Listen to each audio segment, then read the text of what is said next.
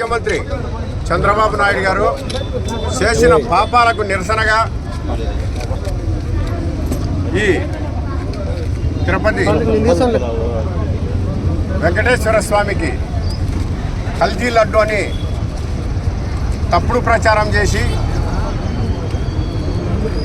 భక్తుల మనోభావాలను దెబ్బతీసిన మన చంద్రబాబు నాయుడు మనోభావాలకు నిరసనగా మనం ఈరోజు ఈ కార్యక్రమం మన పులివెందుల్లో మన వెంకటేశ్వర స్వామి సాక్షాత్తు కలియుగ దైవమైన వెంకటేశ్వర స్వామి సన్నిధిలో మనము నిరసన తెలపడం జరుగుతోంది.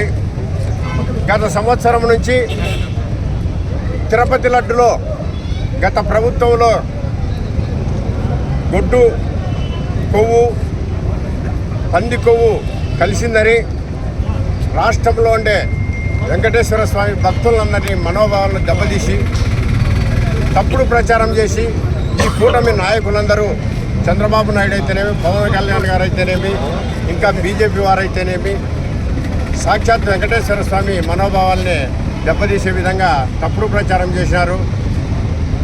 దీనిపై ఒక కమిటీ అనేది షిట్టు అనేది వేశారు. అది తేలకముందే మళ్ళా సుప్రీంకోర్టులో మనకు ఒక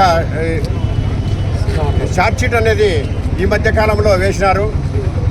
అక్కడ తేల్చి ఈ లడ్డులో కల్తీ కొవ్వు కానీ ఏమీ లేదు, తిరుపతి లడ్డు అనేది స్వచ్ఛందంగా ఉంది అని ఒక సిబిఐ నిర్ధారణ చేసి చెప్పింది.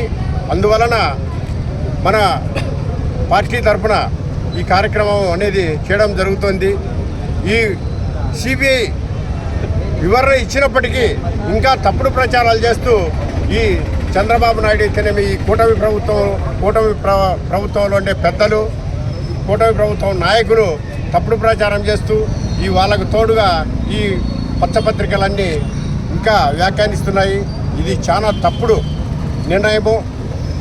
ఇంకైనా ఈ భక్తుల మనోభావాలను దెబ్బతినకుండా ఈ వ్యాఖ్యలను విరమించుకుని ప్రజలందరినీ బాగా ప్రజలందరికీ క్షమాపణ చెప్పి ముక్కు నేల రాసుకుంటే బాగుంటుందని మేము మా పార్టీ తరఫున విరమించుకుంటున్నాం.